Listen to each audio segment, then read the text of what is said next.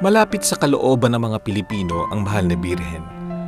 Matanda man o bata, mayaman o mahirap, babae o lalaki, karamihan sa atin ay deboto ng mahal na ina. Gaya rin ng ating tunay na ina, karamay natin siya sa lahat ng oras. Sa kanyang kamay natin hinahabilin ang lahat ng mahal at mahalaga sa atin. Sa kanyang mahabaging puso tayo dumadaing tuwing matindi ang pagsubok. Ang kanyang pangalan ang tinatawag sa oras ng pangangailangan. Sa ating pagnanasa sa kanyang pagkalinga, marahil hindi natin alam na gayon din ang kanyang pagnanasa na tayo'y lumapit at makapiling niya. Mahigit 60 taon na ang nakalipas nang siya'y magpahiwatig sa ating mga Pilipino, nang magpakita siya sa monasteryo ng mga Karmelita sa Lipa, sa isang postulante na si Teresita Castillo. Si Teresing ay bunsong anak ng dating gobernador ng Batangas na si Modesto Castillo.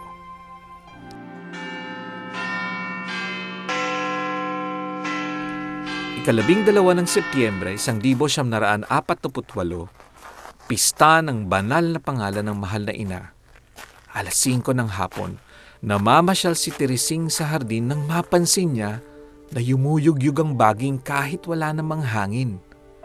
Mayroong mahiwagang boses ng babae na nagsabi, "Huwag kang matakot. Halikan mo ang lupa. Gawin mo ang utos ko at sa mga susunod na 15 araw, bisitahin mo ako dito. Pumitas at kumain ka ng damo, anak." Ganito nag-umpisa ang sunod-sunod na nasabing mga aparisyon ng mahal na Birhen kay Teresing.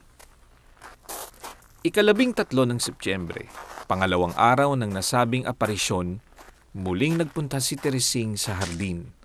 Nag-umpisa siyang magrosaryo. Pagbigkas niya ng puno ka ng grasya, nagpakita ang mahiwagang babae. Magkataob palad.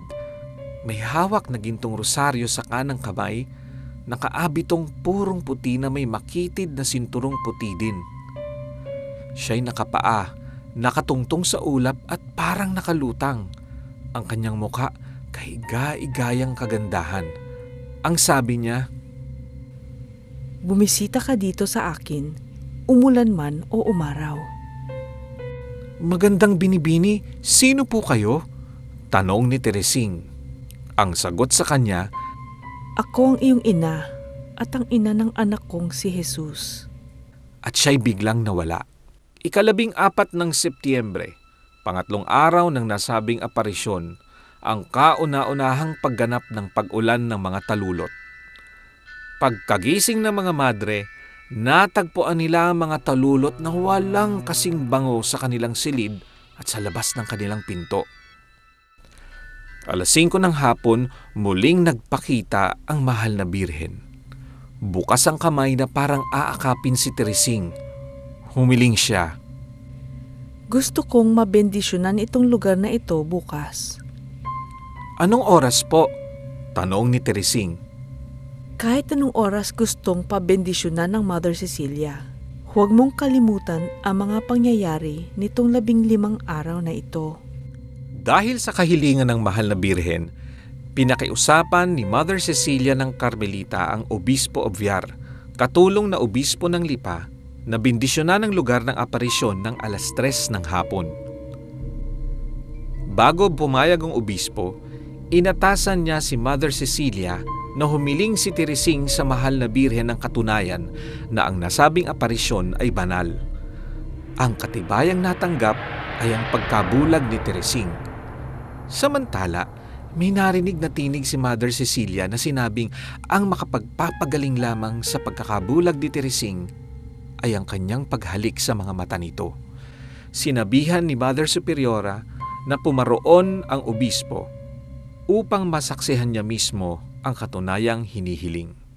Our bishop was there and her eyes was towards the place. Ganoon, parang ganoon. And really, her eyes different. Hindi katulad natin, yung very clear, no? But there was something really different. I was sure that she was really blind. Sa ganitong pangyayari, naniwala ang Obispo Oviar. Ika-15 ng Setyembre, pang-4 na araw ng nasabing aparisyon. Habang nagbebendisyon ang obispo, nagpakita kay Teresing ang mahal na ina. Bukas palad sa pagtanggap sa lahat. Iyon ang unang pagkakataong nakita ng ibang kasamahan sa kumbento si Teresing habang kausap niya ang mahal na birhen. Ang sabi sa kanya, Halikan mong lupa, bumunot at kumain ka ng konting damo. Huwag mong kalimutan ang sasabihin ko.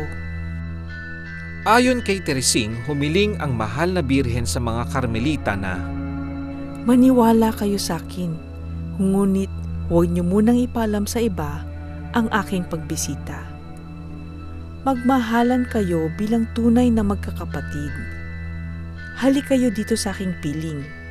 Bisitahin niyo ako ng madalas. Gawin ninyong sagrado ang lugar na ito. Mga anak, lipunin niyo ang mga talulot. Pagpalain kayo. nang nawala ang mahal na birhen at matapos magbendisyon ang obispo, nakita na lamang nila ang nakakagulat na pangitain. Nagkalat ang napakaraming talulot ng rosas. Kakaiba ang anyo nito, malalaki at napakabango. During the Mass, I was surprised because there were petals in front of us. On this side, there were rose pots with flowers, rose petals. Then also on this side.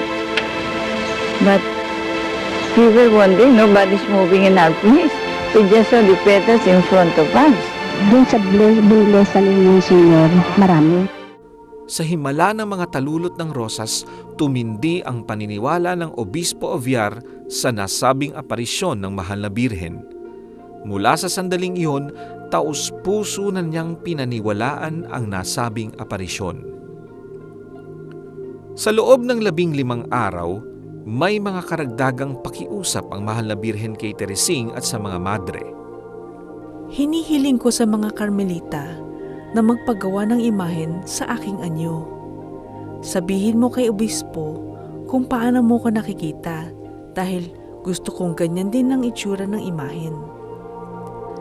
Nais ko na ang imahen ay maging kasing laki ng Lourdes doon sa kumbento. Magrosaryo kayo araw-araw.